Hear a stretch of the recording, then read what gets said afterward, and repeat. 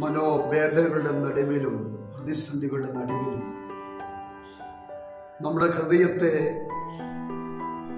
ആരാഞ്ഞറിയുന്ന സർവശക്തനായ ദൈവത്തിൻ്റെ കരങ്ങളിൽ നമ്മെ തന്നെ സമർപ്പിക്കപ്പെടുമ്പോൾ ഹൃദയത്തിൻ്റെ വേദനകളെ തിരിച്ചറിയുന്നവനായ ദൈവം നമ്മുടെ ഹൃദയത്തിൻ്റെ നിലവാരങ്ങളെ ബോധ്യപ്പെട്ടുകൊണ്ട് നമുക്ക് വേണ്ടി സർവശക്തനായ ദൈവം പ്രവർത്തിക്കുമെന്ന് ദൈവത്തിൻ്റെ വചനം നമ്മെ പഠിപ്പിക്കുവാനുള്ളതാണ്.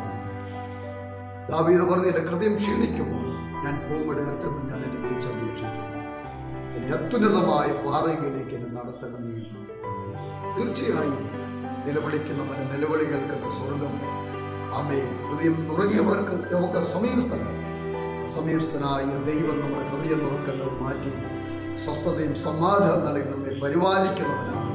അവൻ്റെ ബലമുള്ള കരങ്ങളിൽ നമ്മുടെ വിഷയങ്ങൾ സമർപ്പിക്കുവാൻ കർത്താവ് കൃപ ചെയ്യട്ടെ.